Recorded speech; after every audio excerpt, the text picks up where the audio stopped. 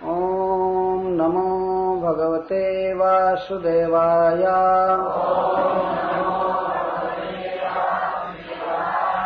ओम नमो भगवते वासुदेवाय।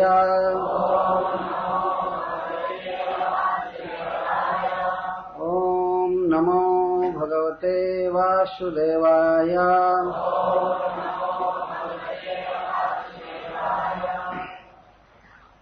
य ईक्षिताहं रहितोऽप्यसत्सतः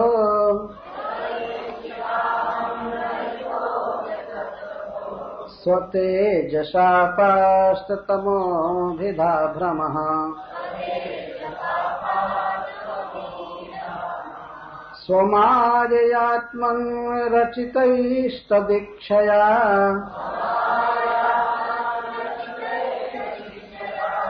प्राणाक्षधीभिः सदने स्वधीयते।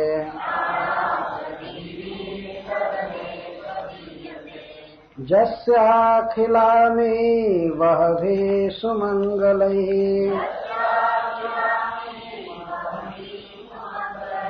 वाचो विमिश्रा गुणजन्म कर्मभिः।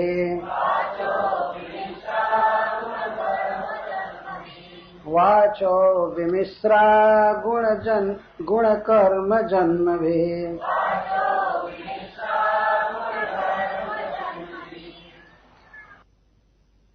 प्राणन्ति शुम्भन्ति पुनन्ति वै जगत्।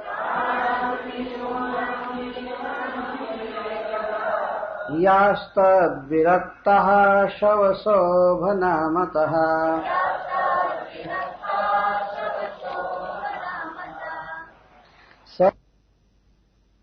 चावतीर्णः किल सात्वतान्वये।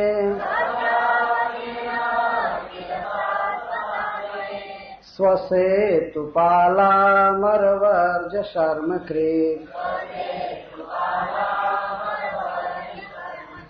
यशो वितन्वन् व्रजयास्तैश्वरो।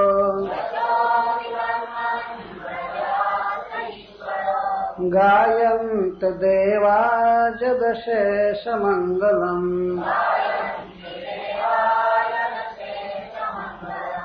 तं त्वद्य नूनं महतां गतिं गुरुम्।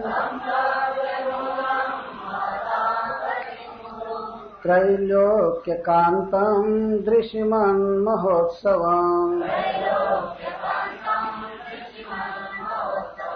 रूपं दधानं श्रियईप्सितास्पदम्।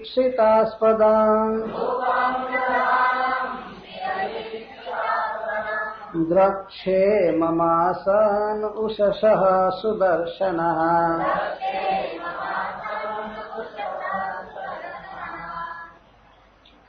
तो श्री मनोरथ जी, श्री अक्रूर जी मथुरा से रथ पर जा रहे हैं, आ रहे हैं, वृंदावन आ रहे हैं।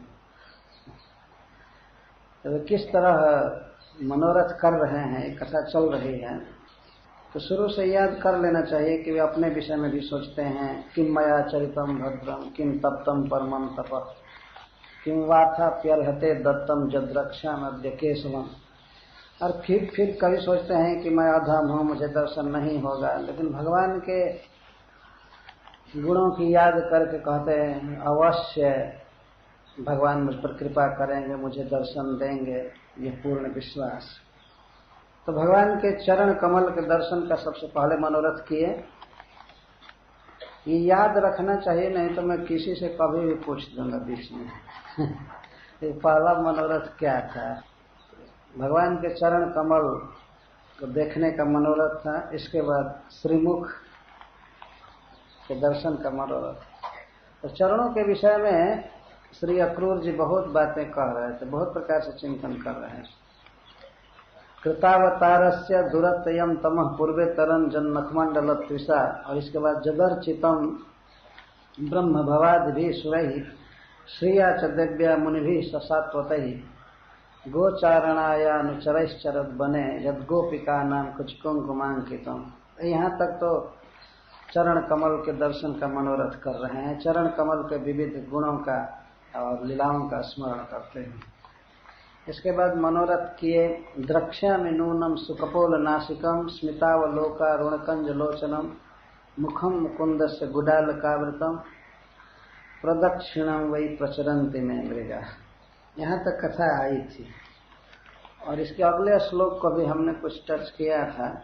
अप्याद्य विष्णोर्मनुजत्वमीशो भारावताराय भुवो निजेक्षया लावण्यधाम्नो भवितोपलम्भनम् मह्यं न स्यात् फलमञ्जसादृशः।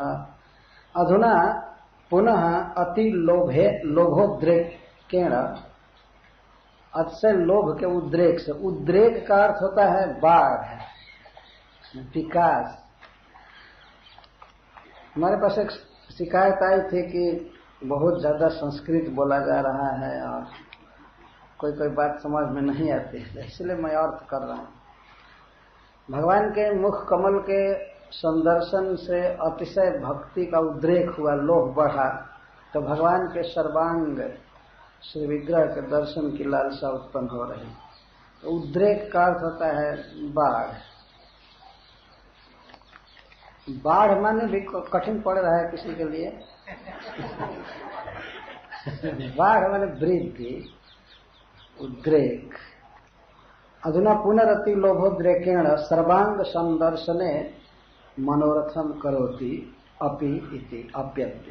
भगवान श्री विष्णु, श्री कृष्ण जो सर्वव्यापक हैं और सर्वत्र अवस्थित हैं, सबको जन्म दिए हैं, रूप गुण लीला आदि में जो बृहद हैं, सब व्यापक हैं, ऐसे प्रभु इस समय अधुना पृथ्वी का भार दूर करने के लिए जदुवंश में अवतार लिए हैं।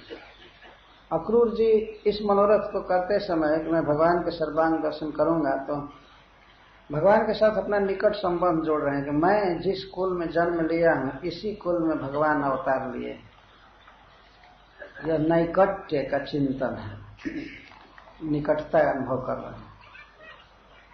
अप्यद्य विष्णु मनुजत्व में यीशु, मनुजत्व को प्राप्त हुए हैं। मनुजत्व महाराज मनु के वंश में जन्म लिए, मनु के वंश में जन्म लिए। कैसे आप लोग मिला सकते हैं? वैसे एक दृष्टि से लगता है भगवान मनु वंश में जन्म नहीं लिए हैं, लेकिन दूसरे दृष्टि से यह सिद्ध है कि वे मनु महाराज के वंश में जन्म लिए हैं। वर्तमान जो मनु हैं उन्हीं के वंश में। तो भगवान के पुत्र हुए ब्रह्मा जी, ब्रह्मा जी के पुत्र हुए अत्रि, और अत्रि के सोम, सोम के बुध, बुध के पुरुरवा, और पुरुरवा से आयु, आयु से नहुष, नहुष से जजाति, और जजाति से जदु हुए। इस तरह से देखने में तो ये मनु महाराज का वंश नहीं लग रहा है कि अत्रि से चला हुआ है, लेकिन ध्यान रखना चाहिए कि महाराज मनु के जो प्रथम पुत्र हुए सुद्युम्न, वे भगवान शिव की व्यवस्था से इलावृत में ऐसा नियम पास कर दिया था शिव जी ने, उसके भीतर कोई आएगा तो स्त्री हो जाएगा। वो बेचारे सुद्युम्न गए अपने सिपाहियों के साथ, घोड़ों के साथ उस क्षेत्र में, और जाते ही स्त्री हो गए। स्त्री हो गए तो जब वे स्त्री थे उस समय बुध ने उनको पसंद किया, तो पुरुरवा का जन्म हुआ। तो बुध के द्वारा इला के गर्भ से पुरुरवा महाराज का जन्म हुआ। तो चूंकि इला जब स्त्री हो जाती थी तो हो जाता था तो उसका नाम इला होता, तो वह पुरुष भी है और स्त्री भी है, इसलिए यहाँ मनु वंश में भगवान को कहा जा रहा है। ब्रह्मा जी से चलने वाले वंश में तो वो स्वयंभू मनु आते हैं, और ये वैवस्वत मनु है। तो वैवस्वत मनु के ही पुत्र हुए ये सुद्युम्न। इसीलिए भगवान को, कृष्ण को कहा जा रहा है मनुजत्व में युष, मनुजत्व में युष। जो मनुजत्व को अस्मद वैवस्वत मनुपुत्रत्वेन जातस्य। तो यह निकट का संबंध जोड़ रहे हैं। किस लिए पृथ्वी पर अवतार लिए हैं? भुवः भारावताराय, पृथ्वी का भार दूर करने के लिए। क्या भार है पृथ्वी पर? इस पर श्रीपाद सनातन गोस्वामी कहते हैं, भार दैत्यमय, दैत्यमय भार और तन्मूल पापादिमयश्च। दैत्य जो होते हैं, जो भगवान के विरुद्ध चलते हैं, उस पृथ्वी पर भार हैं। और भार एक और उनके द्वारा जो पाप होता है वह पृथ्वी का भार है। तो सारा पाप ताप हरने के लिए, जन्मात्र को अपनी भक्ति में लगाने के लिए, शुभ कर्म में लगाने के लिए, दैत्यों के वध के लिए जो इस समय अवतार लिए हैं, अवतार लिए। तथापि न स्वातंत्र भंग इत्यादि, फिर भी भगवान की स्वतंत्रता भंग नहीं हो गई है। वे यहाँ आए हैं तो ऐसा नहीं समझना चाहिए किसी के फोर्स करने से या कर्म के बंधन में बंध कर आए हैं। अक्रूर जी चिंतन कर रहे हैं, स्वेच्छया निजेच्छया। निजेच्छया का अर्थ अपनी इच्छा से, निज इच्छा से आए भगवान। यहाँ अवतार लिए हैं अपनी इच्छा से, अथवा निजानाम भक्तानाम इच्छया। या निज का अर्थ होता है अपना, अपने भक्तों की इच्छा से अवतार लिए।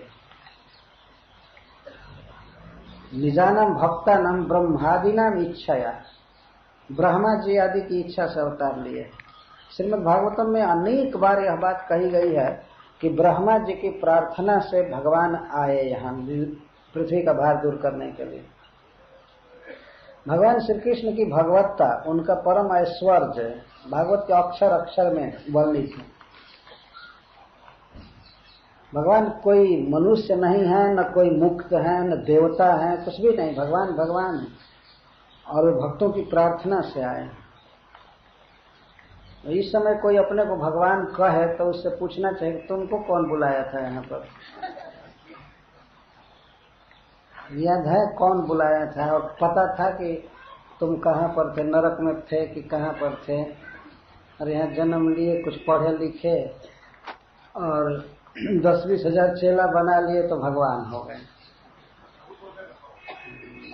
उसके पहले भगवान नहीं थे।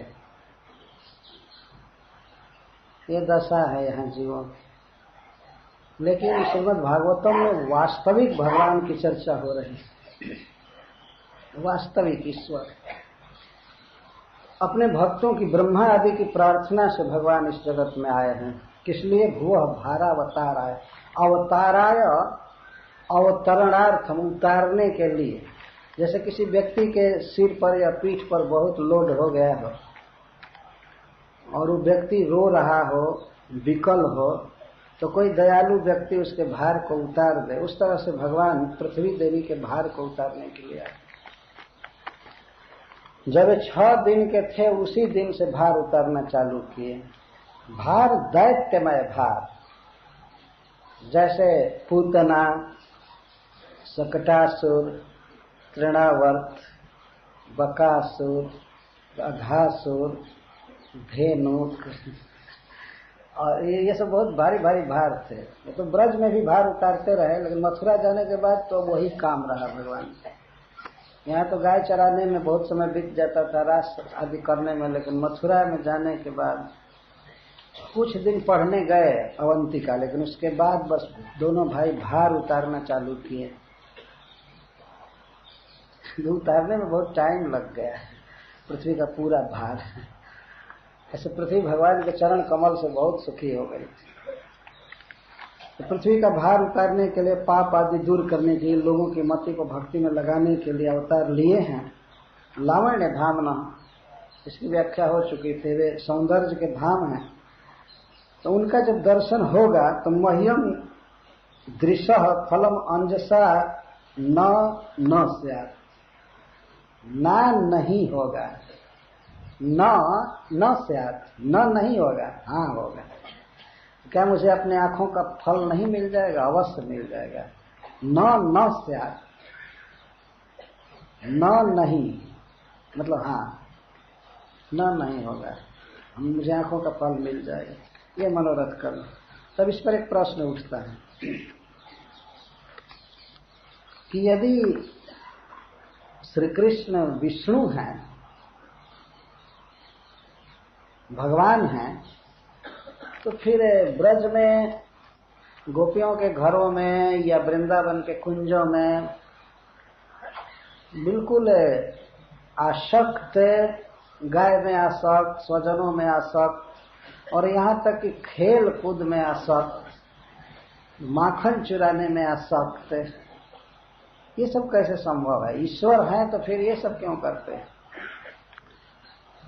तो इसी का उत्तर देते हुए अक्रूर जी अपने ही मन में उठे हुए प्रश्न का स्वयं समाधान कर रहे हैं। यह इच्छिता हम रहितो प्यसत सतो स्वतेज सा पाश तमो भिधा भ्रम स्वमा आत्मा रक्षते सदीक्षया प्राणाक्ष भी सदने स्वभीय। असत और सत, असत का अर्थ होता है कारण, जो विद्यमान दिखाई नहीं पड़ता है लेकिन किसी वस्तु का कारण होता है, और सत का अर्थ है जो सामने दिखाई पड़ रहा है। तो इसको कारण और कार्य कहते हैं। सारा जगत कार्य कारणात्मक है। तो इसके भगवान साक्षी मात्र दर्शक हैं, देखते हैं, ईक्षण करते हैं। तो देखते हैं तो ऐसा नहीं समझना चाहिए कि देखते हैं, देखने से ही ये सब कार्य होता है। कहने का आशय ये है, भगवान की दृष्टि से सृष्टि होती है। उपनिषदों में और अन्य सभी ग्रंथों में कहा गया है कि भगवान ने जब माया पर दृष्टिपात किया तो अब सृष्टि हुई। ऐसे तो कई कार्य भगवान ने केवल संकल्प से किया, देखने की भी जरूरत नहीं थी, लेकिन लोग समझें कि कुछ काम हुआ इसलिए भगवान देखे माया पर। उनका देखने का आशय ये नहीं समझना चाहिए कि आंख गड़ा करके देखे और इसी से माया में शक्ति आ गई। पर इतना भी अगर मान ले कोई कि चलो देखने से ही माया शक्तिमती हो गई, तो यह भी तो ईश्वर का ही कार्य है ना। क्या कोई पुरुष समर्थ है कि अपनी पत्नी पर देखे और देखते ही वो बीमारी से उठ जाए, या जग जाए देखते ही और काम घर का करने लगे? ऐसा नहीं है। उसका नाम पुकार करके जगाना पड़ेगा, तो कोई दूसरा चीज ठोकना पड़ेगा, आवाज करना पड़ेगा, तब जगे। लेकिन भगवान अपनी माया शक्ति को देखे, तो देखते ही इसमें कार्य शक्ति आ गई। तो ऐसे माया के द्वारा भगवान कार्य कारणात्मक जगत के रचयिता है। इच्छिता का अर्थ यहाँ यह हुआ, दृष्टि मात्र से रचयिता है, सब कुछ करते हैं, फिर भी अहम रहित, अहंकार से शून्य है। जरा विचार कीजिए, जो व्यक्ति सारे विश्व का निर्माण किया है अपनी ही शक्ति से सर्वत्र, वह इन वस्तुओं में कभी भी आसक्त नहीं हुआ, अहंकार शून्य है, भावना ही नहीं होती है कि मैं किया हूं। और इस तरह से जैसे जीव बुद्धि करता है कि ये मेरा है या मैंने किया है, मैं भोगूंगा, मैं विश्व बनाया हूं तो खूब इसको भोगूंगा। विश्व बना करके भगवान तो गर्भ समुद्र में सोए रहते हैं। सोए रहने का मतलब तमोगुण में नहीं है, इसमें भगवान का वैराग्य प्रकट होता है। इतना विचित्र जगह है, कुछ भी है, लेकिन भगवान को इससे कोई मतलब नहीं, वे अपने आनंद में मग्न हैं। और जबकि इसी संसार को भोगने के लिए कितना झगड़ा, महायुद्ध, कलह सब चलता रहता है, भगवान देखने भी नहीं आते, उनको पुकारना पड़ता है। देवता लोग प्रार्थना करते हैं कि आइए आइए, तब भगवान आते हैं। तो जो व्यक्ति इस विचित्र विश्व का निर्माण करके इसमें आसक्त नहीं है, तो वह क्यों आसक्त जैसा दिखता है ब्रज में, इसका कुछ कारण है। तो भगवान वास्तव में आसक्त नहीं, जीव के समान नहीं है। हम कई बातें कहते हैं, जैसे अहम रहित, ये जीव से विलक्षण बताया जा रहा है। श्रीपद सनातन गोस्वामी जी लिखते हैं, अहम रहित इति अनेन जीव वैलक्षण्यम उक्तम।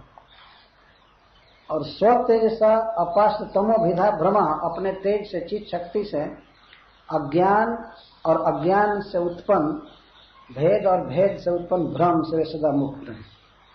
तो इसके द्वारा जीवन मुक्त लोगों से भी भगवान की विलक्षणता बताई गई। ऐसा नहीं समझना चाहिए कि भगवान कोई मुक्त पुरुष है, जीव है, बद्ध जीव हो चाहे मुक्त हो। जस्मा अक्षरमतीतो हम अक्षरादपि चोत्तमा अतोस्मी लोके वेदे च प्रतितः पुरुषोत्तम। ये पुरुषोत्तम। साधारण घर बनाता है व्यक्ति, 2-4 बच्चा उत्पन्न करता है तो कैसा बंध जाता है, मेरा मेरा मेरा मेरा, और खुलम खुला बोलते, शंका भी नहीं करते हैं। बातचीत में कहते वो मेरी वाइफ है, मेरी वाइफ है, मेरी वाइफ है, सभी जानते हैं वाइफ है, तो मेरी क्यों लगा रहे हो। व्यवहार में भी आदमी को सीखना चाहिए, ज्यादा यहाँ मेरा मेरी नहीं करना चाहिए।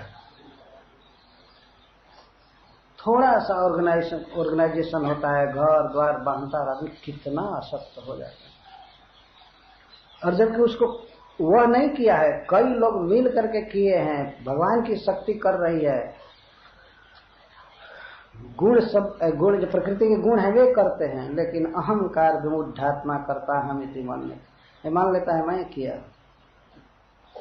और भगवान वास्तव में किए और कैसे किए हैं, आसानी से दृष्टि मात्र से किए हैं, और कोई था ही नहीं उस समय जो कह सके कि हमारा शेयर है, हम भी कुछ काम किए हैं इसलिए हम भोगेंगे, ये करेंगे। तो ऐसे भगवान है, लेकिन अपने स्वरूप शक्ति से उनमें कभी अज्ञान नहीं आता है, कभी नहीं सोचे कि वस्तु मेरी है मैं भोगूंगा। एक तो अज्ञान नहीं हुआ भगवान में कभी भी। अज्ञान का अर्थ होता है अपने स्वरूप को भूल जाना, अज्ञान न ज्ञान।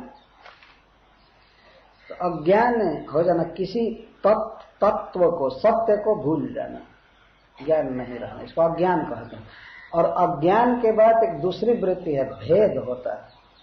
भेद का अर्थ है अपने स्वरूप से भिन्न वस्तु में अभिनिवेश, इसको भेद कहते हैं।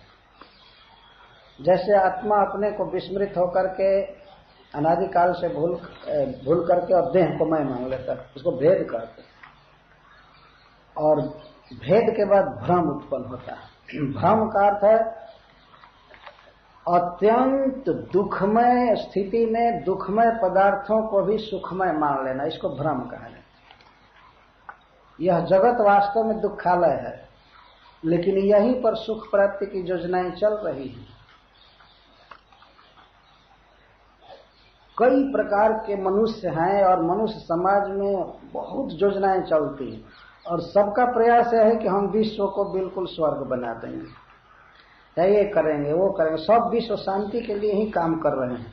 एक भी आदमी ऐसा नहीं होगा जो संसार में यह कहे कि मैं एक काम करना चाहता हूं जिससे विश्व शांत हो जाए, ऐसा कोई नहीं है। सब शांति के लिए काम कर रहे हैं, लेकिन अधिकांशतः मनुष्य गलत तरीके से कार्य कर रहे हैं, क्योंकि भ्रम में है।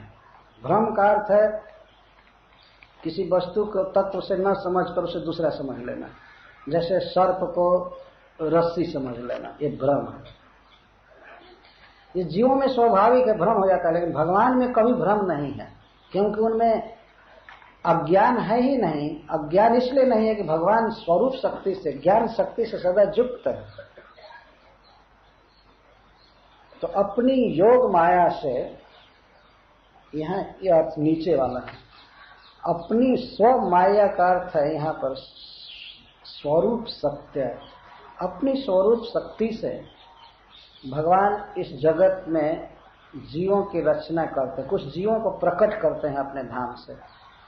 एक तो यह अर्थ ये है, और इसलिए उनके प्राण बुद्धि और मन द्वारा भगवान साफ दिखाई पड़ते हैं, गोपियों के घरों में दिखाई पड़ते हैं।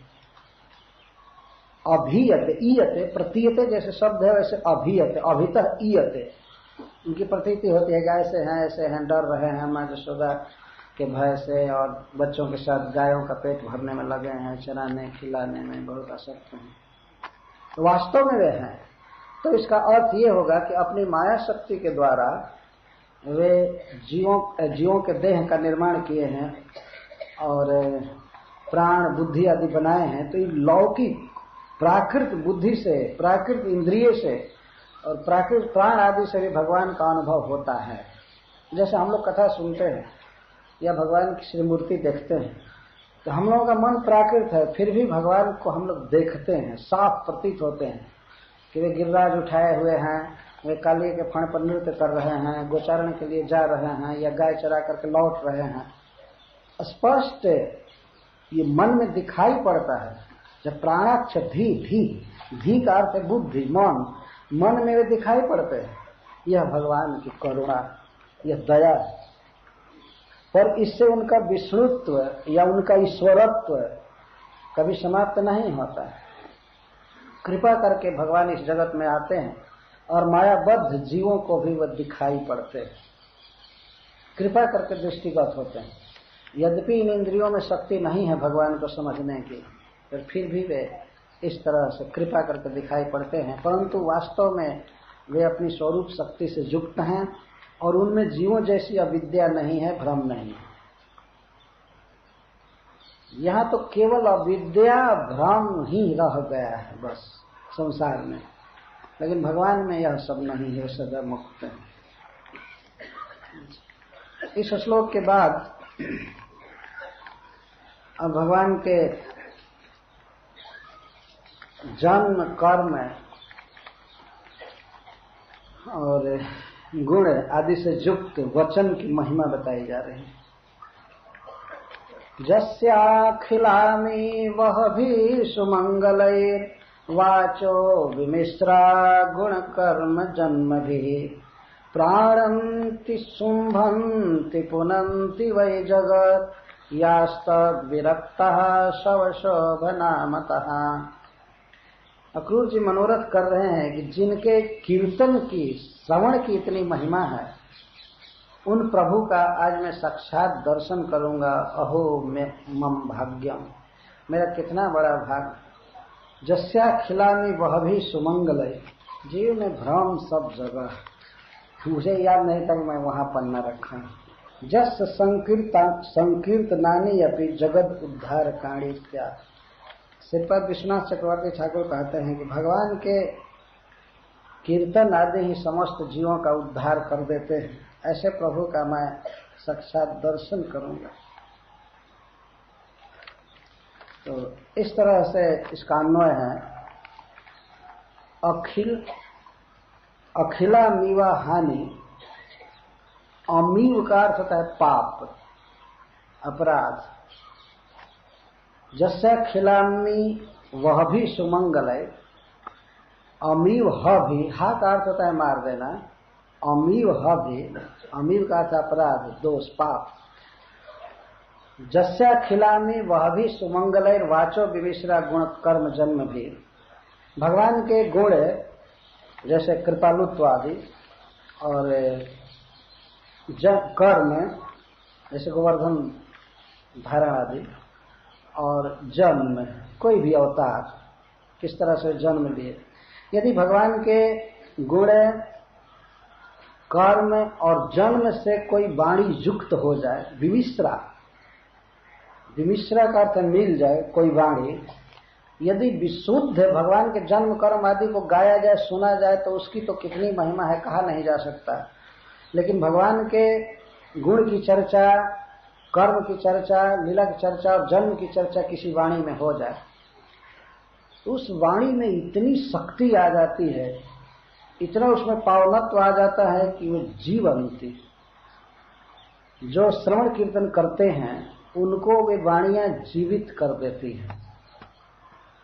तो जीवित कर देती हैं, इसका क्या, जीवयंती, प्राणंती का प्राण डाल देती हैं। कौन वचन प्राण डाल देते हैं? जिन वचनों में, जिन वाक्यों में भगवान के गुण, जन्म और कर्म थोड़ा मिश्रित कर दिए जाते हैं।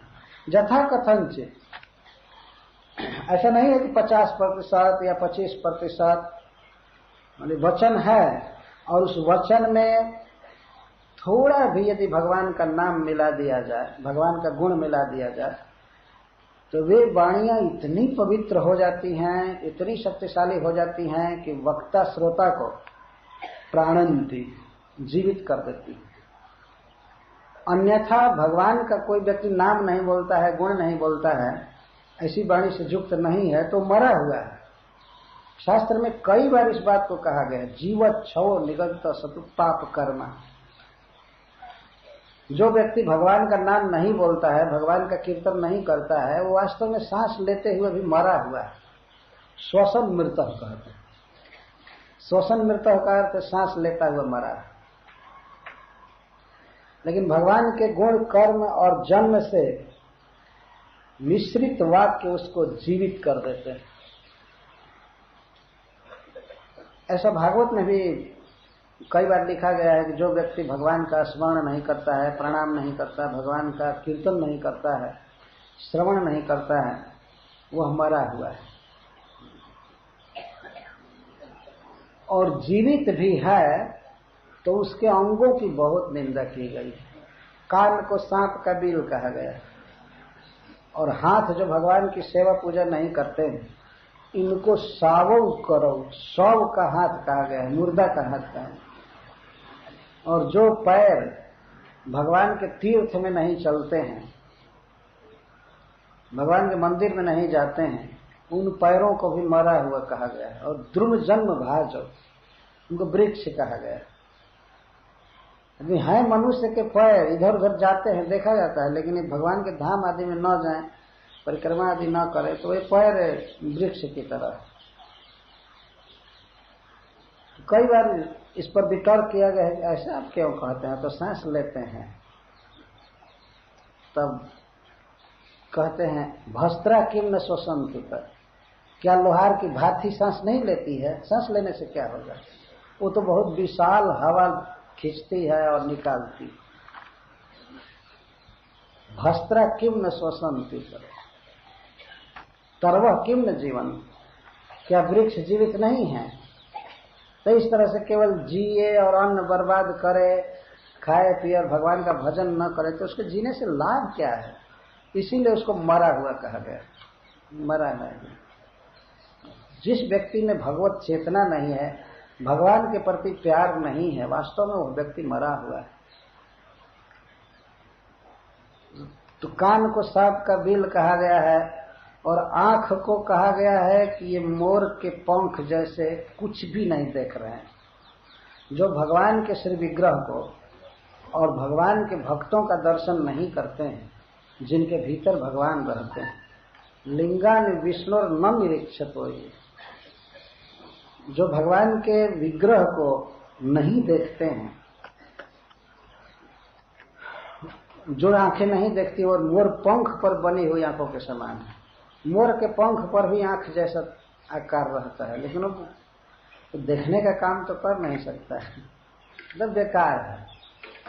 उससे बल्कि आंख न होना ठीक, क्योंकि गलत दृश्य देखेगा तो आदमी नरक में जाएगा। जन्म से अंधे हैं वो बल्कि अच्छे हैं उन लोगों से जो आंख पा करके भी भगवान के भक्तों का दर्शन नहीं करते। भगवान के कुछ लिंग हैं। लिंग का अर्थ होता है जहां से भगवान अपने को प्रकट करते हैं। तो एक तो श्री विग्रह, श्री मूर्ति, जिसमें भगवान आते हैं अर्चा पूजा स्वीकार करने के लिए भक्तों के, और दूसरा उनका निवास स्थान है वैष्णव। तुम्हारा हृदय सदा गोविंद विश्राम, गोविंद कहे न मोर वैष्णव परा। वैष्णवों के हृदय में भगवान को देखना चाहिए। भगवान ने यह कहा है कुरुक्षेत्र में कि जो व्यक्ति तीर्थ में, पानी में, किसी कुंड में या गंगा जी आदि में तीर्थ बुद्धि करता है तो ठीक है, वो तो तीर्थ हैं, लेकिन किसी अभिज्ञ में जो मेरे तत्व को समझता है, मेरा भक्त है, उसमें तीर्थ बुद्धि नहीं करता है तो वह बैल है चाहे गधा है, सएव गोखर। जस्यात्म बुद्धि कुणपे त्रिधातु के स्वधि कलत्रा दिशु भौम्य पूज्य धी। जब तीर्थ बुद्धि सलिले न कर चित जनेषु अभिज्ञेषु सएव गोखर, न तो प्रसिद्ध गोखर गोखर, सएव गोखर। भगवान कहते हैं कि जो मेरे ज्ञान से संपन्न वैष्णवों में, मेरे भक्तों में तीर्थ बुद्धि नहीं करता है और उनका संग न करके, उनकी कथा न सुनकर इधर उधर तीर्थ में भटकता है, वही बैल है, वही गधा है वास्तव में। अब बताइए, तीर्थ करने वाले को भगवान कह रहे हैं को गधा है, बैल, क्या बात है। और ऋषियों की सभा में बोल रहे हैं और धाम में बोल रहे हैं, कुरुक्षेत्र में। भगवान थोड़े वहां झूठ बोलेंगे। ब्रज में कभी बोल लेते हैं माखन चुराने आदमी, लेकिन वहां नहीं बोलेंगे कुरुक्षेत्र।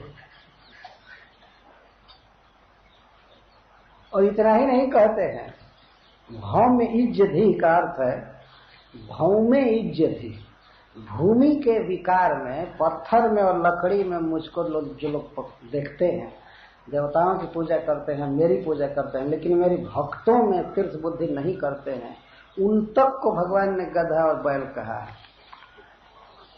मूर्ति पूजा करते हैं लेकिन भक्तों में तीर्थ बुद्धि नहीं करते। सबसे ज्यादा पवित्रता होती है वैष्णवों के संग से, और उनके संग में भगवान का श्रवण कीर्तन करने से। ये प्रमाण है शास्त्रों में। जैसे महाराज परीक्षित प्रमाण, उन्हें शरीर छोड़ना था 7 दिन के अंदर, और विचार हो रहा था क्या करें कि कृष्ण के पास जाएं, क्या करें। महाराज परीक्षित इस निष्कर्ष पर पहले ही पहुंच चुके थे। वो कहते हैं ऋषियों से, गायत विष्णु गाथा, भगवान की कथा कहिए, गान कीजिए, मैं सुनना चाहता हूं। लेकिन बहुत से मत के साधु वहां जुटे हुए थे, इसीलिए कोई कहता था कि इनको दान देना चाहिए, यज्ञ करना चाहिए, या आत्मानुसंधान करना चाहिए, ध्यान करना चाहिए कि मैं ब्रह्म हूं। कोई कुछ कहता था, कोई कुछ कहता था। तब तक श्रील सुखदेव गोस्वामी आए। जो श्रील सुखदेव गोस्वामी प्रसिद्ध व्यक्ति थे, भगवान वेदव्यास देव के पुत्र और शिष्य, तो उनके आने पर सब खड़े हो गए, तो सब शांत हो गए। तब श्रील सुखदेव गोस्वामी से पूछा गया कि जो सर्वथा म्रियमाण व्यक्ति है, मरने की हालत में है, और उसे भगवान का चरण कमल प्राप्त करने की इच्छा हो, तो उसे क्या करना चाहिए। तब श्रील सुखदेव गोस्वामी ने कहा कि कोई चिंता की बात नहीं है, आप बैठिए और सुनिए। और 7 दिन वो सुने और शरीर त्याग कर भगवान के धाम में गए। ये शोधित चीज है, कोई निर्णय करने के लिए बाकी नहीं है। 2 चीज है। प्रथम श्रील सुखदेव गोस्वामी यही कहते हैं कि हे राजन, यह निर्णित विषय है। किसी भी व्यक्ति को, चाहे वो म्रियमाण हो या न म्रियमाण हो, यह सिद्धि चाहता है, भगवान को चाहता है, कुछ भी चाहता है, तो उसे चाहिए कि भगवान के नाम का उच्चारण करे। जोगी नाम निर्णितम हरे नामानुकीर्तन, डरिए मत, भगवान का नाम लीजिए। हरे कृष्णा कृष्णा कृष्णा हरे हरे, हरे राम राम राम हरे। जोगिनाम निर्णितम हरे नामानुकीर्तन। निर्णितम, इस निर्णितम शब्द पर श्रील विश्वनाथ चक्रवर्ती ठाकुर कहते हैं कि इसमें अब कोई विवाद करने की जरूरत नहीं, हमें पूछने की जरूरत नहीं है कि क्या साधन है, क्या करना चाहिए, भगवान का नाम लो बस, ऐसा कहा। और इसके बाद कहते हैं इदम भागवतम नाम, यह भागवत है, इसे मैंने अपने पिताजी से पढ़ा है और इसे मैं आपको सुनाऊंगा। इसका अर्थ है कि श्रीमद् भागवत श्री नामात्मक है, श्लोक श्लोक में भगवान का नाम है, गुण दिए गए। तो वहां पर यही निश्चित हुआ कि भगवान के गुणों को सुनने से ही भगवान मिलते हैं, और ये निर्णित बात, संदेह नहीं है। तो कोई व्यक्ति यदि अपने को पवित्र करना चाहता है और वास्तव में उसे इच्छा है कि वह भवसागर के पार हो जाए, भगवान कृष्ण को समझे, भगवान कृष्ण में मति लग जाए, तो उस व्यक्ति को चाहिए कि वह अभिज्ञ वैष्णवों का संग करे, भक्तों का संग करे, और उनके मुख से भगवान के गुणों को सुने। यही उपाय है। यदि ऐसा कोई व्यक्ति नहीं करता है और अन्य उपायों में लगा रहता है, तो उसी को भगवान कह रहे स एव गोखर। और बहुत बड़ी बड़ी बात कहकर कहते हैं, जस्यात्म बुद्धि कुणपेत्र धातु के, जिसकी आत्मबुद्धि कुणप में है। कुणप मतलब 100 मृतक शरीर, जो शरीर 3 चीज से बना है, त्रिधातु के, कफ वात और पित्त से बना है, और इसको कहता है मैं है।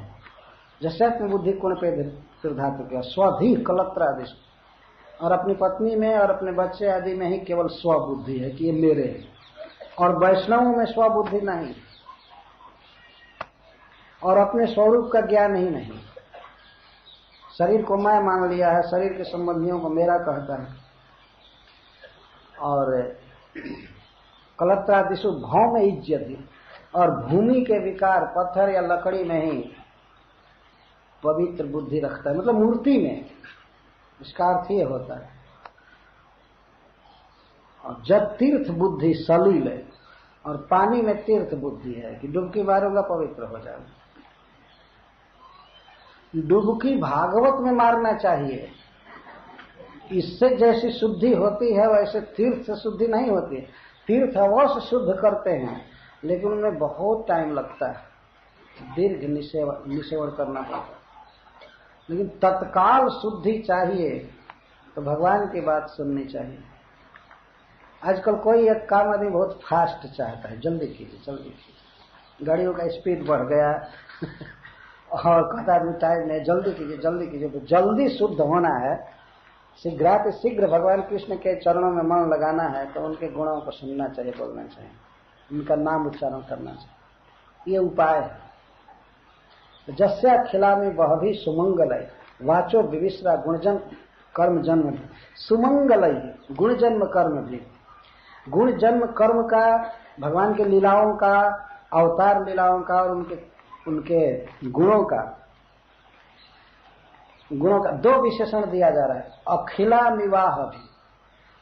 अखिला नाम पापानी घ्नन्ति इति तई, अथवा अखिलानी पापानी घ्नन्ति इति, समस्त जीवों के पाप को जो दूर कर देते हैं, अथवा सभी पापों को दूर कर देते हैं।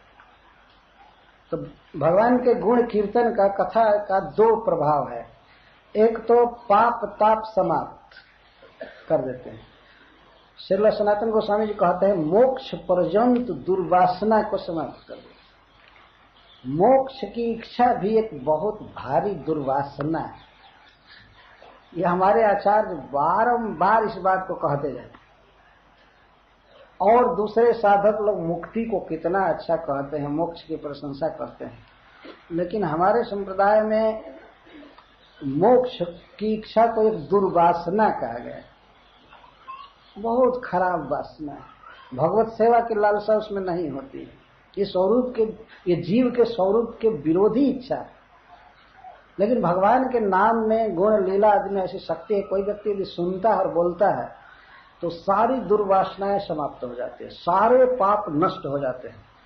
अघ की रही हरिचरित बखाने। रामचरितमानस में गोस्वामी तुलसीदास जी कहते हैं कि भगवान की लीला कहने के बाद भी क्या पाप रह सकते हैं? नहीं। अघ की रही हरिचरित बखाने। भगवान के नाम में गुण में इतनी शक्ति है कि कोई पाप टिक नहीं सकता है। जैसे अजामिल अनजान में भगवान का नाम ले रहा था, लेकिन उसके सारे पाप ध्वस्त हो गए। अयम ही कृत निर्वेशो जन्म कोट्यंग सामपि जद ब्याज हार विवशो नामो स्वस्थ न मरे। भगवान के पार्षद बैकुंठ से आकर बोल रहे हैं कि जिस समय इसने एक बार नारायण शब्द कहा, इसी समय जन्म कोट्यंग सामपि, कोटि कोटि जन्मों का इसका पाप नष्ट हो गया एक बार नारायण कहने से। जद ब्याज हार विवशो नामो स्वस्थ न मरे। जो भगवान के नाम का इसने उच्चारण किया उसी समय इसके पाप ध्वस्त हो गए। ये भगवान के पार्षद बोल रहे हैं। जबकि जमराज के दूत विश्वास नहीं कर रहे थे, तर्क कर रहे थे, कहते थे इस पापी को ले जाने दीजिए नरक में, अब क्यों पक्ष कर रहे हैं? तब भगवान के पार्षदों ने कहा कि इसमें पाप है ही नहीं, ये नरक का अधिकारी नहीं है। तो अखिला निवाह भी समस्त पापों को दूर कर देते हैं। एक तो ये साइड है। और सुमंगलय है। और जीव के लिए जितनी भी अच्छी चीजें हैं, जैसे अच्छी में सबसे अच्छी चीज है सुमंगलय, भगवान के चरणों में अनुराग बढ़ाना। अनुराग ये सबसे अच्छी वस्तु है। और इसके अलावा जितनी भी शुभ वस्तु की आप कल्पना करेंगे वो सब आ जाएंगे। मंगल सुमंगलय। कोई व्यक्ति यदि धन चाहता है या स्वर्ग चाहता है, अपने को सौभाग्यवान बनाना चाहता है, जैसे आज के शब्दों में कहते हैं वो लक्की है। यदि वास्तव में आदमी अपना लक बनाना चाहता है तो उसे चाहिए कि भगवान के गुण कथा आदि का श्रवण करे, कीर्तन करे। यही भाग्य का द्वार खोल देगा सब तरह से। सुमंगल ही कहते हैं इसको। सुमंगल, केवल मंगल शब्द नहीं, सुमंगल ही, अच्छे मंगल। सारे मंगल भगवान के नाम गुण लीला में रखे हुए हैं। और कोई भी व्यक्ति जो उच्चारण करेगा, सुनेगा, अनुमोदन करेगा, चिंतन करेगा, उसका मंगल ही मंगल होगा, उसके जीवन में कोई संकट नहीं हो सकता। हरे कृष्णा कृष्णा कृष्णा हरे हरे, हरे राम राम राम हरे हरे। अखिला विवाह भी सुमंगल। और क्या करने से? भगवान के नाम, पहले गुण बता रहे हैं। जैसे कोई भगवान का कीर्तन करे, हे भक्तवत्सल, हे करुणा निधान, हे कृपालु, हे परम सुंदर, हे मदन मोहन इत्यादि मान लीजिए कोई कह रहा है, तो भगवान के गुण प्रकाशित हो रहे हैं, चाहे उनका सौंदर्य या कृपा आदि। और कोई कहे हे देवकी नंदन, हे जशोदा नंदन, हे वासुदेव, ये भगवान के जन्म की लीला इसमें प्रकट हो रही। और कर्म, हे गिरिवरधारी, हे कालिये दमन, हे कंसारी या हे रस बिहारी इत्यादि कहे तो भगवान के कर्म इसमें प्रकट हो रहे। तो ये जो मैं उच्चारण किया ये तो खांटी है, मतलब पूरा उसमें कोई दूसरी बात नहीं मिली हुई है।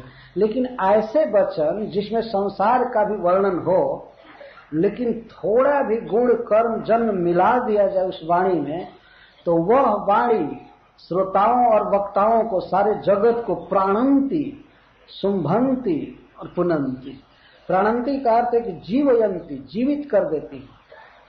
जो व्यक्ति मरा हुआ है भगवान के विस्मरण में, भगवान को भूल करके मरे जैसा है, इसमें चेतना नहीं है, भगवत चेतना तो मरा हुआ है, लेकिन उसको जीवित कर देते हैं। अर्थात वो भगवान को धीरे धीरे समझने लगता है। उस वाणी में शक्ति है।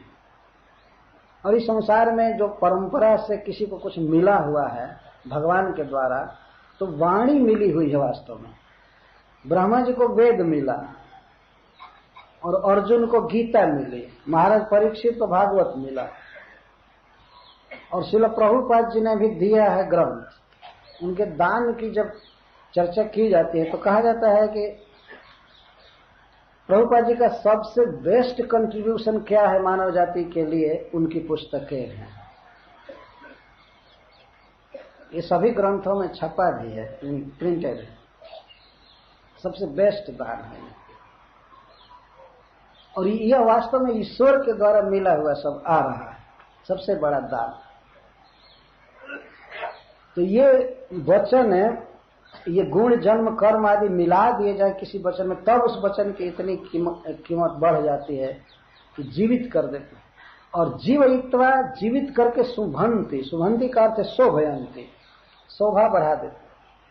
शोभा बढ़ाने का क्या अर्थ है? श्री विश्वनाथ चक्रवर्ती ठाकुर कहते हैं, कृपालुत्व निर्मत्सरत्वाद्यलंकार शोभयंती अलम कुर्वन्ति। जब कोई व्यक्ति भगवान का नाम लेने लगता है, कथा सुनने लगता है, गीत गाने लगता है, तो वह जीवित हो जाता है। और जीवित होकर के यदि वह लगातार गाता रहे, सुनता रहे, तब उसमें कृपालुता का गुण आता है, सभी जीवों के प्रति दया करने लगता है और निर्मत्सर आदि हो जाता है। यह है शुंभंती, वो सुंदर लगने लगता है, सुशोभित होने लगता है। जब किसी व्यक्ति में कृपालुता या निर्मत्सरत्व आदि गुण आते हैं तो बहुत अच्छा लगता है। शरीर को सजाने से कोई अच्छा नहीं लगता है इस संसार में, उसमें गुण होना चाहिए।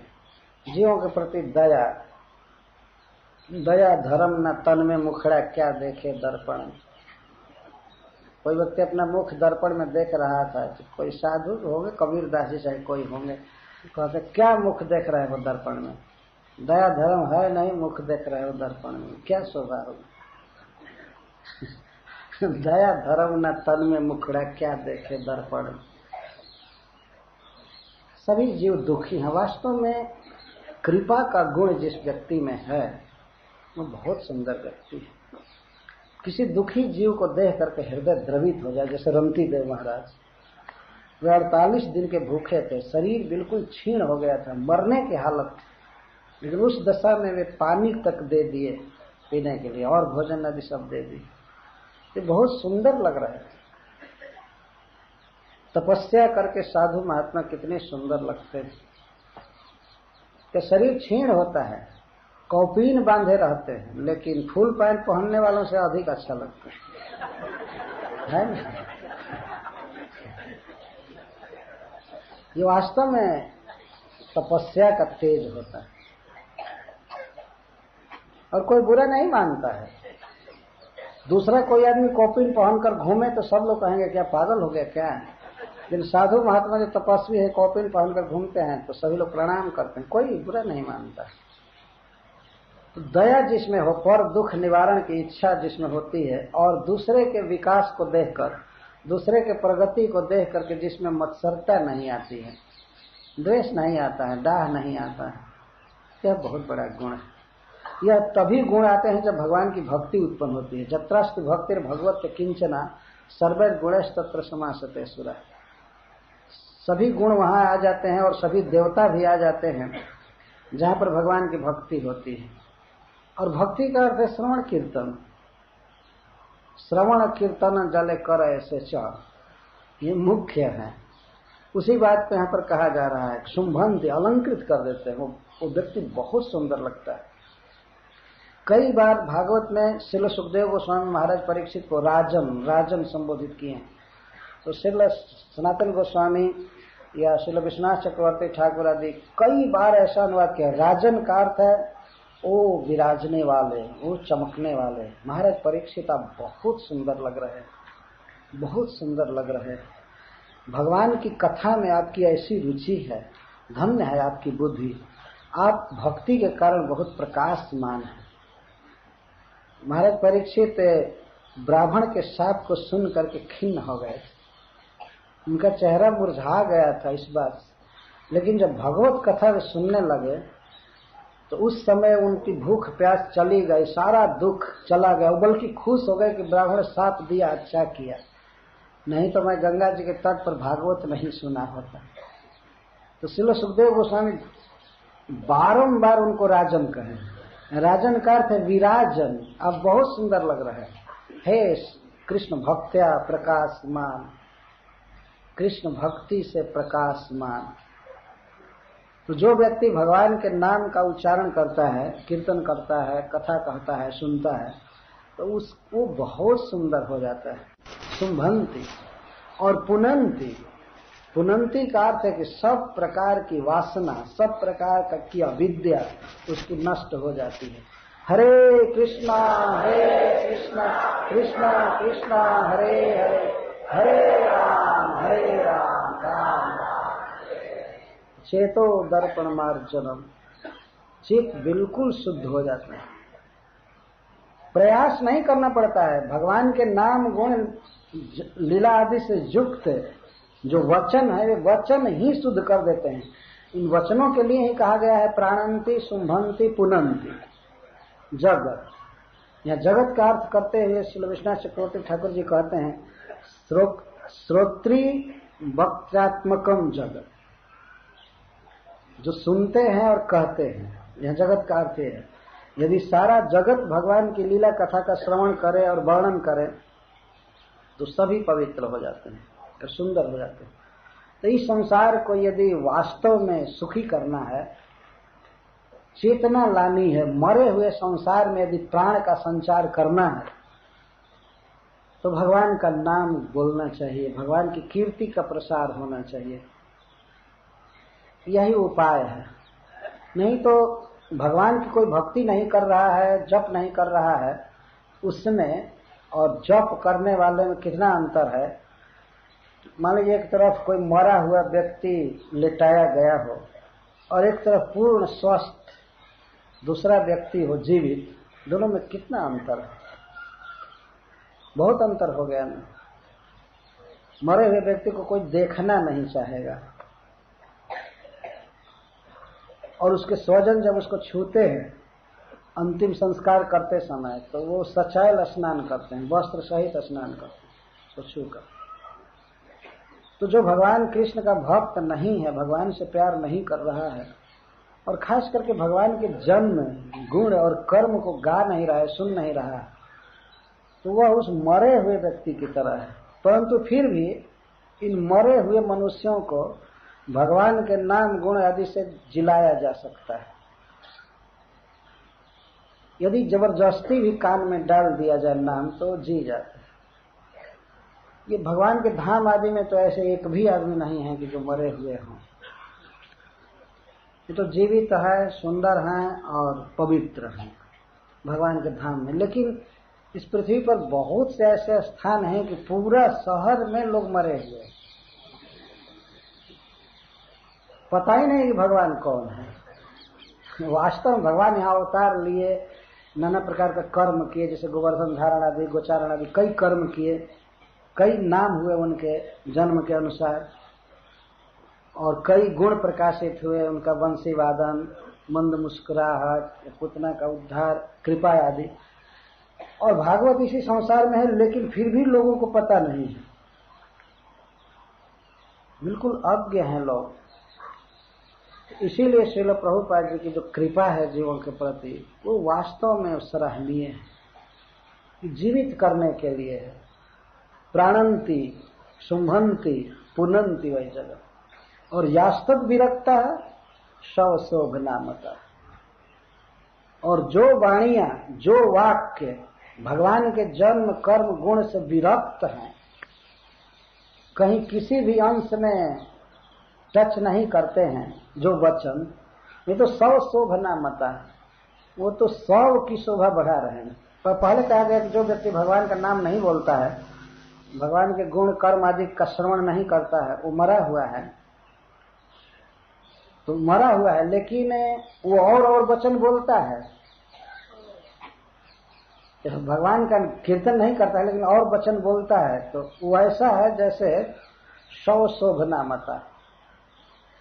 कोई आदमी मर गया हो और मरे हुए व्यक्ति के सभी अंगों में गहना पहनाना कोई मूर्ख चालू करे,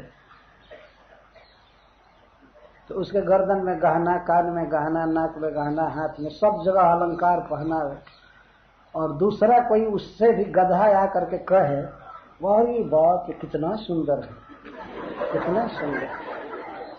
तो इस तरह से कोई व्यक्ति भगवान के गुण नहीं बोल रहा है, कविता कर रहा है रस अलंकार भाव आदि से, और भगवान के जन्म कर्म गुण की कहीं कोई क्रिया नहीं, कहीं कोई स्थिति नहीं है, तो वह व्यक्ति मरा हुआ है और दूसरे मरे हुए मुर्दे ताली पीटते हैं। धन्य है, वाह वाह, शाबाश शाबाश, इनाम दो, नोबेल प्राइज दो, इस तरह से करते हैं।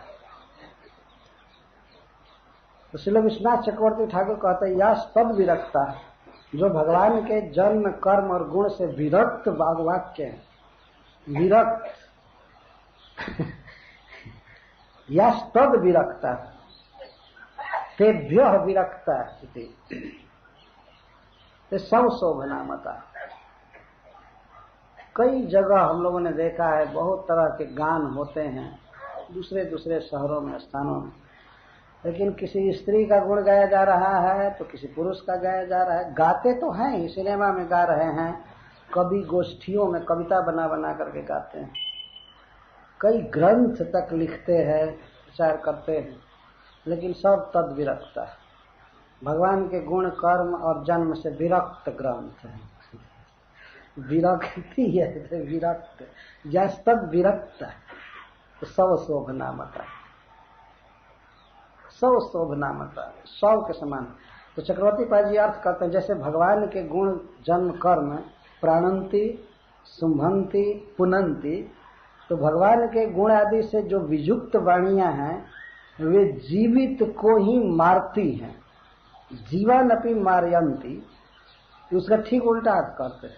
जो जिन वाणियों, आदमी बोलता रहता है दिन भर लेकिन भगवान का नाम आदि न बोले, भगवान के गुण आदि न बोले, तो बोलने वाले तो पहले तो हो सकता है कि जीवित रहा हो थोड़ा, लेकिन ये जो वाणियां हैं उसको मार देती हैं, मुर्दा बना देती हैं, और मुर्दा बना करके तब उसका श्रृंगार करती हैं। तो मृतक का श्रृंगार, और इसके बाद उसको अतिशय दुष्यंती, तो शुंभंती का अर्थ है कि उसको और कुरूप करती हैं, ये बातें और ज्यादा कुरूप करती हैं, और लास्ट में नरक आदि में फेंक देती है, ये वार्ताएं। लेकिन भगवान के गुण कितने महान हैं, जन्म कितने महान हैं, उनको यदि किसी वाणी में गाया जाए तो पवित्र कर देते हैं, जीवित कर देते हैं। तो जिनके कीर्तन की यह महिमा है, ऐसे प्रभु को मैं साक्षात आंख से देखूंगा, मैं कितना पवित्र बनूंगा। जिनका नाम लेने वाला विश्व पावन हो जाता है, तो मैं तो उनको देखूंगा, उनके चरणों का स्पर्श करूंगा, वे मुझको अपनी भुजाओं में लेंगे और मुस्कुरा करके स्नेह से मुझ पर वे देखेंगे। उस समय मेरा शरीर ही सबसे बड़ा तीर्थ हो जाएगा। आगे अक्रूर जी ने सब बातें कहा। जिनके श्रवण कीर्तन की इतनी महिमा है, उनको डायरेक्ट साक्षात आंख से देखूंगा, ये मनोरथ कर रहे हैं।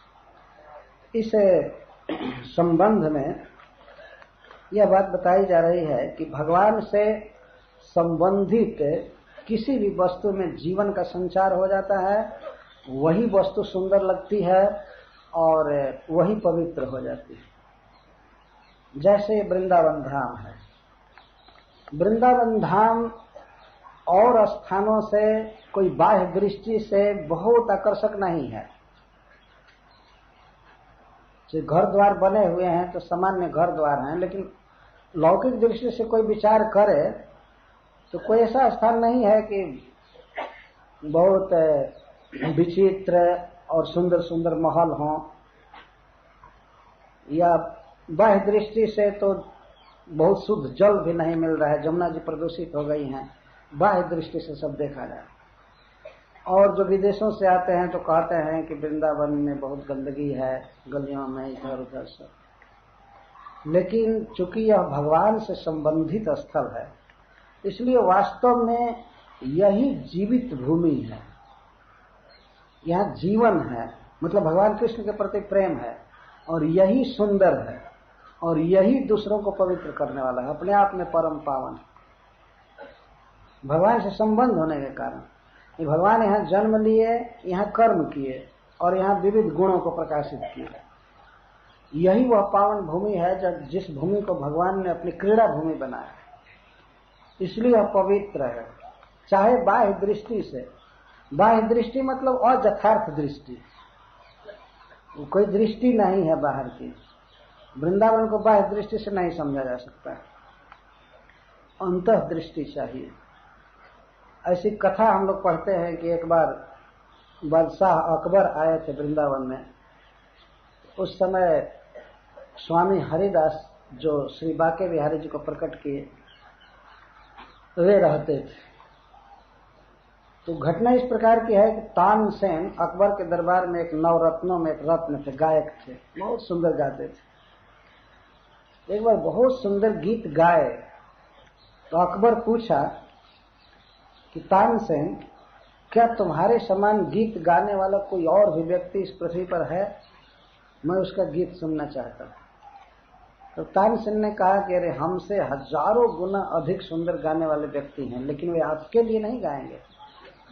तो वो पूछा कि किसके लिए गाते हैं?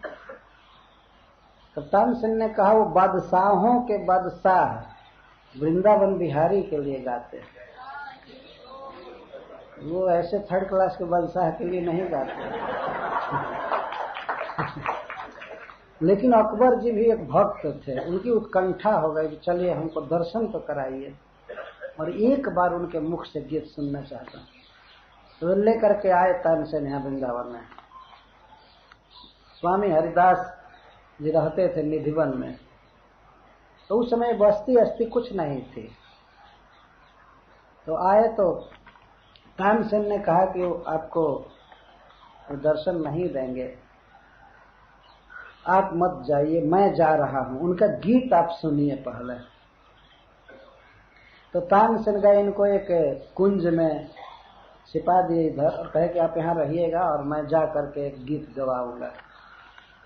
तानसेन जी गए और अपने गुरु महाराज से, स्वामी हरिदास से कहे कि आपने हमको बताया था कुछ गीत गाने को, तो मैं कुछ विस्मृत सा हो रहा हूँ। मल्लार राग गाना था, जिसको गाने पर वर्षा होने लगती है, बादल छा जाते हैं, वर्षा होने लगती। तो जानबूझ करके उन्होंने गलत गाया। हरिदास ने कहा कि आप जरा गाओ, कैसे गाते हो? तो जानबूझकर तानसेन उस राग को बिगाड़ करके आए। तब उन्होंने कहा कि ठीक है तानपुरा दो। तो स्वामी हरिदास जी तानपुरे पर गाने लगे।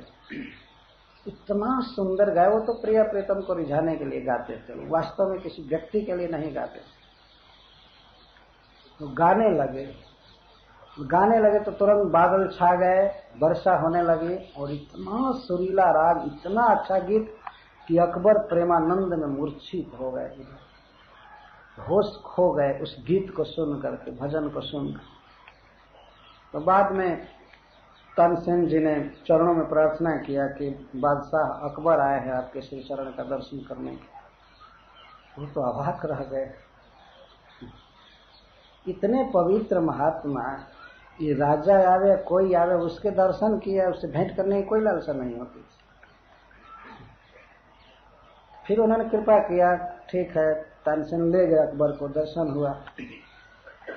दर्शन होने के बाद अपने भाग्य की सराहना की अकबर जी, और इसके बाद उन्होंने कहा कि हमारे लिए कोई सेवा बताएं आपकी, हम क्या सेवा करें। तो स्वामी हरिदास जी ने एक अद्भुत अभिनय जैसा किया। उन्होंने कहा कि यदि आप सचमुच सेवा करना चाहते हैं तो जमुना जी के पास एक घाट का कोना टूट गया है, उसकी मरम्मत कर दीजिए। तो उनको दिव्य दृष्टि दिया उन्होंने अकबर को और भेजा जमुना जी के तट पर। तो जमुना जी के घाट को टूटा हुआ अकबर ने देखा कि ऐसे रत्न का बना हुआ है कि हमारा पूरा साम्राज्य बेच दिया जाएगा, फिर भी ये नहीं आ सकता। और देखे कि उन पर कृपा हुई स्वामी हरिदास जी। तब ये आकर के चरणों में गिर गए, कहे कि हमें पता नहीं था कि वृंदावन में केवल सारी भूमि रत्न की है, और वो भी चिंतामणि चिन्मय रत्न है। चिंतामणि प्रकर सद्म सुकल्प वृक्ष लक्षावृतेषु सुरभि रविपाल। ये बाहर से देखने में साधारण भूमि लगती है, लेकिन वास्तव में चिंतामणि भूमि, चिंतामणि भूमि। और जो जल है वास्तव में वो अमृत है, जल नहीं है यहाँ का। तो इस तरह ये बात प्रकट होती, जैसा मैं कहा बाह्य दृष्टि अंतर्दृष्टि। वृंदावन तो भगवान का अपना घर है, स्वयं भगवान परब्रह्म का निवास स्थान है, इसीलिए यह सर्वोत्कृष्ट है सब तरह से। यह परम पावन है, भले हमको समझ में आवे या न आवे।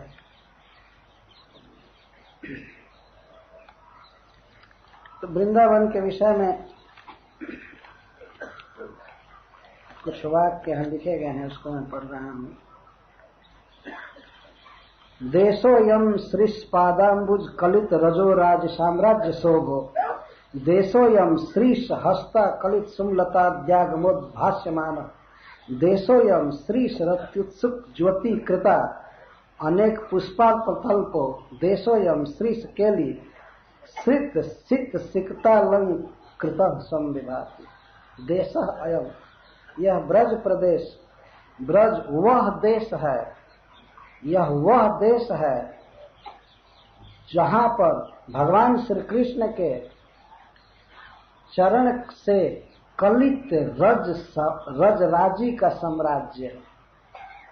यहाँ जितना भी रज है ब्रज में, वह सब भगवान श्री कृष्ण के चरण कमलों द्वारा अलंकृत हुआ है। ऐसा एक भी रज नहीं है जहां भगवान के चरण न पड़े हों। कहने का आशय यह, देशो अयम श्रीष पादाम्बुज कलित रजो राज साम्राज्य शोभा, रजो राज साम्राज्य शोभा। रज राज्य, रज के समुदाय के साम्राज्य से यह शोभित है। इस भूमि की शोभा रज से है। इस भूमि की शोभा ये मकान रोड आदि से नहीं है।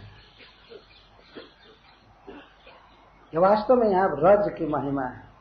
तो यहाँ का रज, प्रत्येक रज भगवान के चरण कमलों से कलित है। कलित का अर्थ होता है भगवान चरण रखे हैं, और चरण केवल रखे ही नहीं है, धूली में वे लोटे हैं, सोए हैं, खेले हैं। बच्चों के साथ जमुना जी के किनारे बिछड़ी भी खेलते थे। माँ यशोदा खाने के लिए बुला रही है। जिस दिन उखल बंधन हुआ था, कृष्ण को फिर उखल से खोला गया तो भाग गए थे, रंज हो गए थे। उनको बांधा जाए तो जाकर खेलते थे अथवा अन्य बच्चों के साथ खेलते रहते। कहाँ खेलते थे? खेलने के लिए ऐसा कोई पार्क नहीं था कि जिसमें फीस लेकर के और बच्चों तक को दाखिल किया जाए। तो खुला मैदान था, कहीं बालू था, कहीं पिछल मिट्टी थी, उस पर बच्चे सड़क सड़क करके जाते थे और बहुत खुशी मनाते। कृष्ण में मिट्टी का लेप हो जाता, चाहे सूखी मिट्टी है चाहे गीली मिट्टी है, भगवान है कि रज में खेले। इस रज की विशेषता है। और कभी भी यहाँ में पदत्राण जूता नहीं पहने, बच्चा थे तब से लेकर और किशोर अवस्था तक कभी भी यहाँ वो जूता नहीं पहने और सदा धूली में लौटा करते थे। जब गाय चरा करके आते थे वृंदावन से तो उनके शरीर की जो शोभा होती थी, श्री विग्रह की शोभा होती थी, तो उसमें ब्रज की धूली भी एक महत्वपूर्ण अलंकार होता। तम गो रजस छुरित भागवत में लिखा गया। छुरित का अर्थ व्याप्त। भगवान गाय चरा कर आते थे तो गौएं आगे आगे चलती थी, आगे आगे चलती थी तो धूल उड़ती रहती थी और भगवान पीछे पीछे आते थे। आगे गई या पीछे ग्वाल गावे मृदुता ने भी, तो धूली पड़ती रहती थी। आते आते पूरे अलकों पर धूल, पीताम्बर पर धूल, मुख पर धूल, सब जगह धूल। माँ यशोदा देखती थी तो यही चिंता करती थी कहीं आंख में धूल न पड़ जाए। तो कहती थी कृष्ण आंख बंद करो, आंख बंद करो। कृष्ण आंख बंद कर दे तो माँ यशोदा अपने मुख से फूंकती थी कि आंख की धूल हट जाए और इसके बाद अपने आंचल से धीरे धीरे धूल को दूर करती थी। कृष्ण को कहती थी आंख बंद रखना, नहीं तो धूल आंख में चली जाएगी। भगवान आंख बंद किए रहते थे, माँ आंचल से इसको छुड़ाती थी और कहीं कहीं फूंकती थी धूल निकल जाए। कहती थी क्या कितना धूल लेकर के आता है। और फिर कपड़ा झाड़ती थी, तुरंत कुछ खिला करके और स्नान कराती थी। शाम के समय कृष्ण बलराम स्नान करके बहुत फ्रेश वस्त्र पहन करके गाय दुहवाने जाते थे। तो वन में कई जगह वो मिट्टी लग जाती थी खेलने में कूदने में, दिन भर तो खेलते ही रहते ब्रजराज में। तो यह वह देश है वृंदावन, वह देश है देशोयम कि श्रीष पादाम्बुज कलित रजोराज साम्राज्य शोभा। और देशोयम श्रीष हस्त कलित सुमलता सुमलतादि आगमोद भाष्यमान। यह वह देश है जहाँ के प्रत्येक वृक्ष और प्रत्येक लता से भगवान फूल तोड़े हैं, भगवान के कर कमल का स्पर्श प्राप्त है। आज भी कोई भले इस बात को देख नहीं पावे, लेकिन वृंदावन के प्रत्येक वृक्ष के पुष्प का चयन भगवान अपने श्रीहस्त से करते हैं और लता का आलिंगन करते हैं, वृक्ष का आलिंगन करते हैं, वृक्षों पर चढ़ते हैं, खेल कूद करते हैं, लताओं से श्रृंगार करते हैं। भगवान यहाँ आकर के इस धाम में प्रकट होकर के जो सबसे अधिक पसंद किए हैं तो वृक्षों के पत्तों को, फूल को, फल को पसंद किए और एक पक्षी मयूर के पंख को पसंद किए। तो श्री हरिश्वरी जी कहते हैं कि यह वह देश है, वह स्थान है जहाँ के प्रत्येक वृक्ष और प्रत्येक लता का स्पर्श भगवान के हस्त कमल को मिला हुआ है, मिलता रहता है निरंतर। देशो अयम श्रीष रत्युत्सुक ज्योतिकृता अनेक पुष्पाल तल्प। यह वह देश है जहाँ के प्रत्येक कुंज में श्री कृष्ण के साथ विहार करने के लिए ब्रजांगनाओं के द्वारा बनाए हुए छोटे छोटे तल्प पाए जाते हैं। तल्प का अर्थ सज्जा, जैसे सेवा कुंज में तल्प। प्रत्येक कुंज में भगवान से मिलने के लिए उत्सुक ब्रजांगनाएं भगवान को सुख देने के लिए अपना अपना तल्प बनाती हैं। तल्प सज्जा, जहाँ भगवान सुख से सोएंगे, विहार करेंगे और वे भगवान के चरण कमल का संवाहन करेंगे। जैसे कल कथा में आई थी, जद गोपिका नाम कुछ कुमकुमांकित। और कृष्ण एक ही समय में लाखों लाखों रूपों में अपने को प्रकट कर देते थे। तो चंद्रावली उधर सेवा कर रही है, राधा रानी उधर सेवा कर रही है, और जितनी गोपियां थी उतने रूपों में भगवान होकर के और सेवा लेते थे। तो यह वह देश है जहाँ भगवान को सुलाने के लिए भगवान के साथ विहार करने के लिए अनेक पुष्पों के अल्प सज्जाएं बनी हुई हैं। और देशो एवं श्री केल श्रित सित सिकतालंकृत संविवाद, यह वह देश है जहां पर भगवान के केली से अलंकृत बालुका है। सित सिकतालंकृत उज्जवल बालू है, बालू पर भगवान खेले हैं। यहाँ के बालू को भगवान ने बहुत पसंद किया है। जमुना के पुलिन पर ही वे सबसे सुंदर विहार किए, रास विहार किए। तो यहाँ का जो सिकता मतलब बालू, यहाँ का बालू भगवान के चरण कमलों के संस्पर्श से अलंकृत। फिर कहते हैं भूभागोयम अलंकृत सरलित द्रुमांत हिंदोलक, यह वह भूभाग है इस पृथ्वी पर जहां भगवान कृष्ण को झूला झुलाने के लिए हजारों झूला बनते हैं। यहाँ यह वह देश है। केवल आज ही नहीं, ये नित्य लीला की बात कही जा रही है।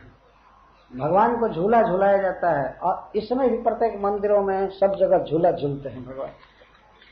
तो यह वह देश है जहां पर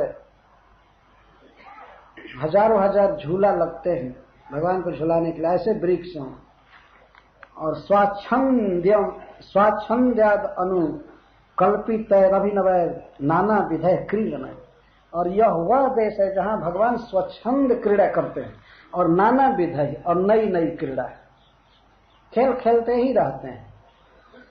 जो व्यक्ति आनंद में होता है वास्तव में वो नाचता है, गाता है, खेलता रहता है।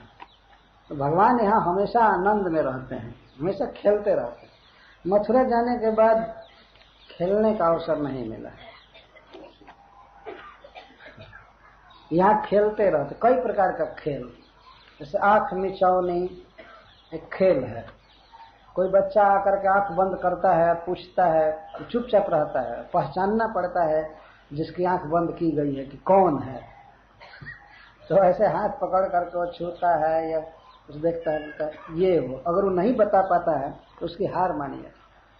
आंख मिचौनी, अथवा तुम यहाँ आंख बंद करो मैं छिपता हूँ, तो आंख बंद किए रहता है। कभी कभी हमने देखा है कुछ बच्चे ऐसे आंख बंद करते हैं तो चुपचाप देखते रहते हैं। वो छिपने वाला है कहाँ जा रहा है। तो भगवान को तो ऐसे देखने की कोई जरूरत नहीं थी, वो तो सर्वद्रष्टाओं की पीठ भी देखती है। अंगानी जस सकलेंद्रिय वृत्ति मानती, परंतु फिर भी भगवान खोजते थे, बिल्कुल अज्ञ बच्चों की तरह खोजते थे, कहाँ छिपा कहाँ छिपा। वो सर्वज्ञ, सब जानते हैं। कभी खेल होता था घोड़े बनने का, घोड़ा बनने का और घुड़सवारी का, तो जो हारेगा वो ढोएगा और जो जीतेगा वो सवार बनेगा। यह वह भूमि है जहां भगवान ये सब क्रीड़ा किए।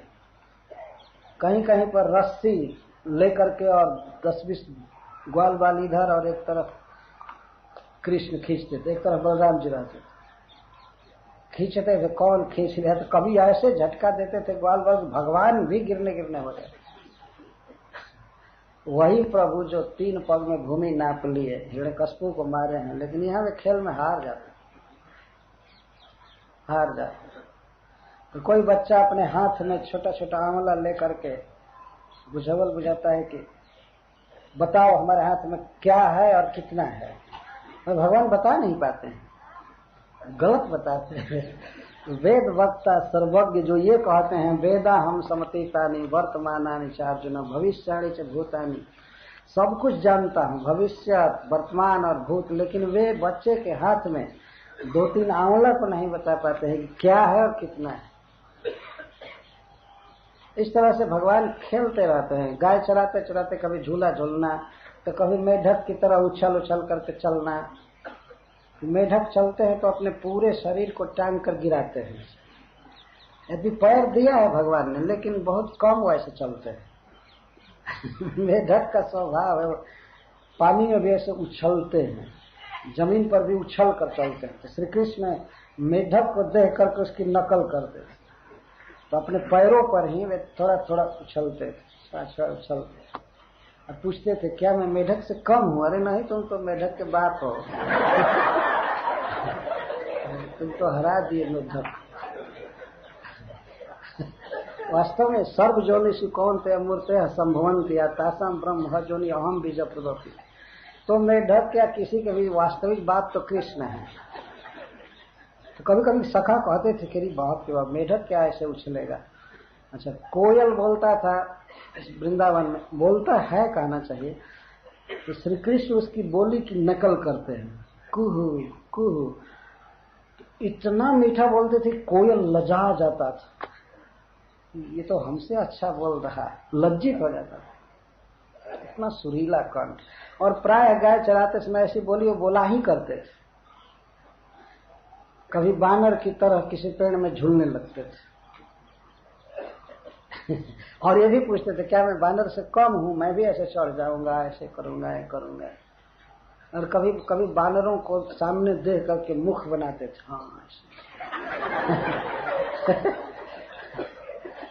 तो ये प्राय रोज की लीला है। यह वह भूमि है जहाँ यह परम पुरुष परमात्मा भगवान स्वच्छंद विहार करते हैं। हरिश्वरी जिसमें कहते हैं स्वच्छंद, स्वच्छंद, छंद का अर्थ इच्छा, अपनी इच्छा, किसी के द्वारा रूटीन नहीं बनाया गया है कि गाय चराने जाना पड़ेगा। लोग रोकते रहते हैं तो चले जाते हैं। दूसरे लड़कों को मैं देखा हूँ गाय चराने जाते हैं, भैंस चराने, तो रोते जाते हैं, क्या करें, घर वाले बाध्य करते हैं, जाना ही पड़ेगा। कई बार हमने देखा है। और कुछ तो पढ़ने भी नहीं जाने देते हैं, वही गाय बकरी चरवाते हैं। बच्चों को पढ़ाना चाहिए ना। जो भी हो, भगवान अपनी इच्छा से गाय चराने जाते थे, खेलते रहते थे, खाते थे, और यहाँ से घर से ले जाते थे कुछ सामान, गोप सखा आदि, खास करके दही भात। तो उसको भी श्री हरिश्वरी जी कहते हैं भूभागोयम ऊर्जित तरुदलय राभुक्त दध्योदन स्वल्पानेक कणई। यह वह प्रदेश है जहां पर भगवान कृष्ण के खाए हुए उच्छिष्ट दही और भात के कण को कहीं भी पत्थर पर पाया जा सकता है। घर से प्लेट लेकर नहीं जाते थे, बर्तन लेकर के नहीं जाते थे सब, और खाते थे। हजारों हजारों बच्चे थे तो वृक्षों के पत्ते तोड़ते थे, उन पर खाते थे, अथवा पानी से धो करके पत्थर पर खाते थे।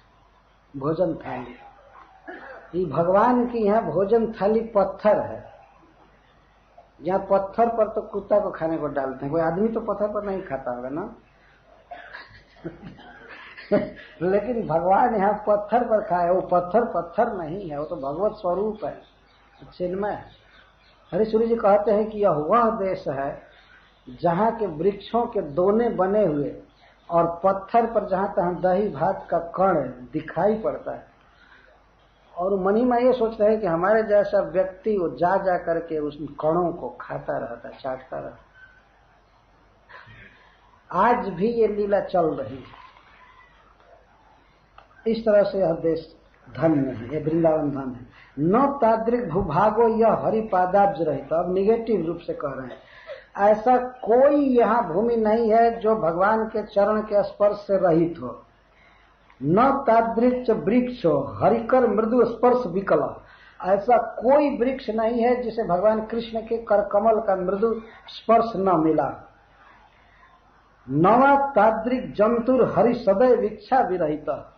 ऐसा कोई जीव नहीं है इस ब्रज में, चाहे वो पक्षी हो या पशु हो या कीट पतंग, जिस पर भगवान ने स्नेह से न देखा हो, सबको अपना समझ करके वे न देखा। जैसे माँ अपने बच्चों को स्नेह से देखती है, सबकी हिफाजत करती है, उस तरह से भगवान अपने ब्रज में रहने वाले प्रत्येक व्यक्ति पर दया दृष्टि से देखते हैं कि यह हमारा है। और ब्रज में आने वाले प्रत्येक व्यक्ति को कृष्ण अपना समझने लगते हैं, ये उनका स्वभाव है, और मानते हैं कि यह मेरे घर में आया है। और इस धाम की स्वामिनी है श्री राधा रानी। तो भगवान मानते हैं, राधा रानी मानती हैं बहुत स्नेह की दृष्टि से। और कुछ लोग स्वर्ग में जाना चाहते हैं तो वहां जाने पर देवता लोग बहुत क्रोध की दृष्टि से देखते हैं, ये कहां से आ गया। वो तो यहीं से नहीं जाने देते हैं। कोई साधु तपस्या करता है स्वर्ग जाने के लिए तो देवता लोग कोई अप्सरा आदि भेज करके यहीं रोक देना चाहते हैं, तपस्या से भ्रष्ट कर देना चाहते हैं। और जब देवता पहुंचता है तो वहां पर कोई रिसेप्शन नहीं होता है, कोई अगवानी नहीं होती है कि आया है। और लोग देवताओं को, जो देवताओं में सरदार है, उन लोगों को चिंता होती है कि अरे आया है, अब तो ये प्रधान बनाया जाएगा यहाँ, इस तरह से चिंता हो जाती है। परंतु भगवान का यह धाम ऐसा है जहां कोई भी व्यक्ति आवे तो भगवान उसे अपना मानते हैं और सदैव इच्छा, सदैव दृष्टि डालते हैं कि यह मेरा है। केवल आने मात्र से यह वह देश है, यह वह देश है जहां पर कोई भी व्यक्ति भगवान के कृपा दृष्टि से वंचित नहीं है। तदेशाम भाग्यम जुगपत उपलब्धम कथम हो। क्या इन्होंने किया था कि इस प्रकार का भाग्य सबको मिला हुआ है। जस्मिन क्रीडतमिंदिराधिपतिना देशः स धन्यो न किम। अरे वह देश क्यों नहीं धन्य है जिस भूमि में इंदिरापति क्रीड़ा करते हैं, लक्ष्मी नायक भगवान श्री कृष्ण जहां विहार करते हैं, वह देश क्यों नहीं धन्य है। धन्यो न किम तेवा धन्य तरह कथम न तरो जैसाम फलेप्सु प्रभु। तो यहाँ की भूमि धन्य है। और धन्यतर कौन है? जिन वृक्षों के फल को भगवान अपने हाथ से तोड़ करके और खाते हैं, वे वृक्ष धन्यतर क्यों नहीं है। और तेवा धन्यतमा कथम न हरिणा भुक्तम तो हो यही समम। और वे गोप सखा, गोप मित्र भगवान के, वे क्यों नहीं धन्यतम हैं जो भगवान के साथ भोजन करते हैं, कृष्ण के साथ बैठ करके भोजन करते हैं, तो धन्यतम हैं। और जिनके फल को भगवान खाए वृक्ष धन्यतर हैं और यह भूमि धन्य है। तो अक्रूर जी कहते हैं कि जब मैं धन्य का संग करूंगा, धन्यतर का संग करूंगा, धन्यतम का संग करूंगा, तो क्या मैं धन्य बनने से वंचित रहूंगा? मैं तो धन्य हो ही जाऊंगा। मैं जा रहा हूं संग करने के लिए धन्य का, धन्यतर का और धन्यतम का, तो मैं क्यों नहीं धन्य हो जाऊंगा। वे कहते तेवा धन्यतमा कथम हरिणा भुक्तम तो हो यही समम। धन्य धन्य तराच धन्यतम तो अप्यद्यास धन्य न किम। तो जो व्यक्ति धन्य का, धन्यतर का और धन्यतम का संग करेगा तो धन्य नहीं हो जाएगा क्या? मैं निश्चित ही धन्य हो जाऊंगा ब्रज में जा करके। इस तरह से अक्रूर जी मनोरथ करते हुए जा रहे हैं। मैं भगवान का दर्शन करूंगा, ऐसे करूंगा। तो केवल भगवान के दर्शन की नहीं लालसा है, भगवान के दर्शन की जितनी लालसा है उतनी ही भगवान के इस धाम के दर्शन की लालसा। इसीलिए हरिसूरी जी संबंध जोड़कर कह रहे हैं कि जब भगवान के गुण और नाम, लीला और जन्म को टच करने के कारण कोई वाणी जगत को जीवित कर सकती है, अलंकृत कर सकती है,